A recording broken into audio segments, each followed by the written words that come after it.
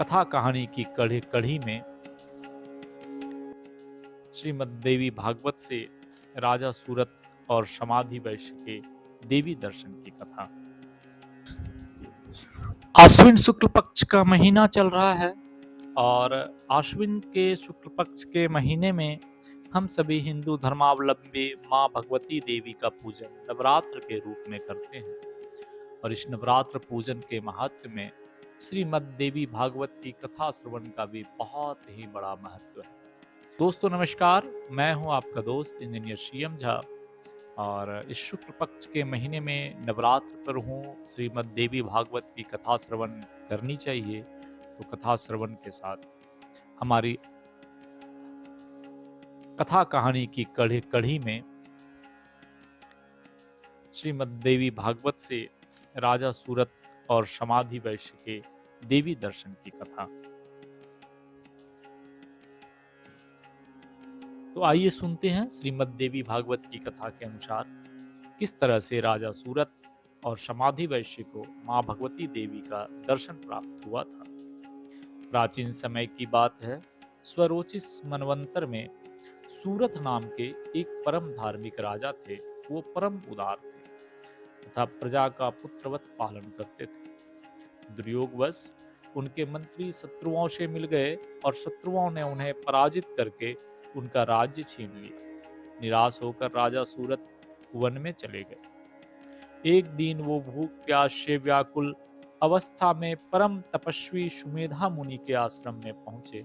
मुनि के पूछने पर उन्होंने अपनी संपूर्ण कथा बतलाई। दयालु मुनि ने उनका यथोचित सत्कार किया और उन्हें आश्रम में आश्रय प्रदान किया। एक दिन महाराज सूरत एक वृक्ष के नीचे बैठकर अपने खोए हुए राज्य एवं परिवार के विषय में चिंतन कर रहे थे। इतने में ही वहां एक वैश्य पहुंचा। उनका नाम समाधि था। उसके पुत्रों ने उसकी संपत्ति छीन ली थी और उसे घर से निकाल दिया था।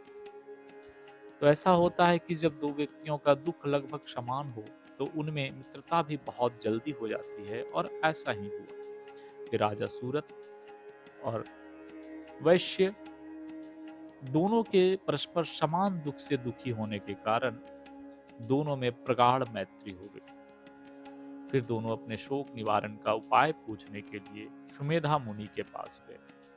उस समय वे परम आदरणीय ऋषि आसन लगाकर शांत बैठे थे। राजा और वैश्य ने मुनि के चरणों में प्रणाम किया और अपने कल्याण का उपाय पूछा। सुमेधा मुनि ने कहा, वत्स, कल्याण चाहने वाले पुरुषों को चाहिए कि मन, वचन और कर्म से भगवती महामाया की आराधना करें। भगवती आदि शक्ति की आराधना से मनुष्य की समस्त कामनाएं पूर्ण हो जाती हैं। भगवती की कृपा से सुख, ज्ञान और मोक्ष सब कुछ सहज ही सुलभ हो जाता है। भगवती की प्रसन्नता के लिए नवरात्र व्रत, भगवती का पूजन, नावार्न मंत्र का जप तथा हवन करना चाहिए। नवरात्र व्रत संपूर्ण व्रतों में श्रेष्ठ है। इस व्रत को करने से प्राणी समस्त सुख के भागी हो जाते हैं। तुम दोनों को विधि पूर्वक भगवती महामाया की आराधना करनी चाहिए। भगवती की कृपा से तुम्हारी विघ्न बाधाएं दूर हो जाएंगी। भगवती की भक्ति ही संसार के समस्त रोगों का परम औषधि तथा संसार सागर से उद्धार का सर्वोत्तम मार्ग है। इस प्रकार सुमेधा मुनि से उपदेश प्राप्त करके राजा सूरत और समाधि वैश्य एक श्रेष्ठ नदी के तट पर गए। वहां उन्होंने एक निर्जन स्थान पर बैठकर भगवती के मंत्र का जप और ध्यान करना प्रारंभ कर दिया। तपस्या करते हुए 1 वर्ष का समय पूरा हो गया। अब तक वे कुछ फलाहार करके जप और ध्यान करते थे। दूसरे वर्ष उन लोगों ने सूखे पत्ते खाकर तपस्या की। तीसरे वर्ष की तपस्या में उन्होंने सूखे पत्तों और जल का भी त्याग कर दिया।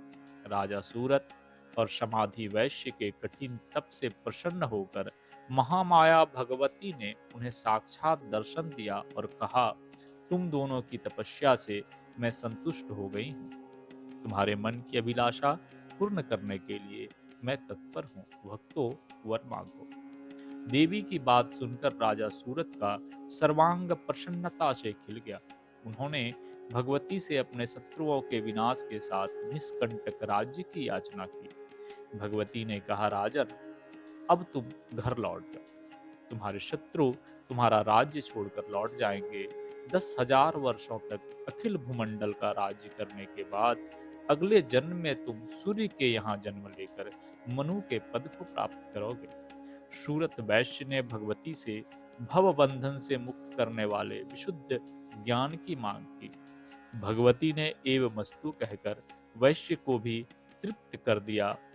इस प्रकार राजा सूरत भगवती के कृपा प्रसाद से समुद्र पर्यंत समस्त पृथ्वी का राज्य भोगने लगे और समाधि वैश्य ज्ञान प्राप्त करके मुक्ति पथ के पथिक बने। भगवती के पावन कृपा के इस प्रसंग को पढ़ने और मनन करने से ज्ञान, मोक्ष, यश, सुख सभी उपलब्ध हो जाते हैं। इसमें कुछ भी संशय नहीं है। तो दोस्तों, कैसी लगी आपको हमारी ये कहानी?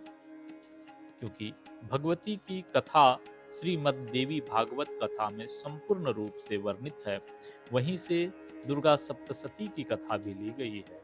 तो एक एक करके हम प्रयास करेंगे कि आपको श्रीमद् देवी भागवत की सभी महत्वपूर्ण कथाएं इसी माध्यम से आपके पास तक पहुंचे। अगर अच्छा लगा तो लाइक, सब्सक्राइब, शेयर जरूर करेंगे। अपना कमेंट्स भी जरूर देंगे। कि कथा को जारी रखने के लिए आपकी लाइक, सब्सक्राइब, कमेंट्स बहुत महत्वपूर्ण रहती है। माँ भगवती की कथा श्रवण करना और कराना दोनों इस जग में सनातन धर्म और हिंदू धर्मावलंबियों के लिए बहुत ही महत्वपूर्ण स्थान रखता है। जय माँ दुर्गे, जय श्री चंडिके, जय माँ भगवती, जय सनातन धर्म की, विश्व के कल्याण की। हर हर महादेव।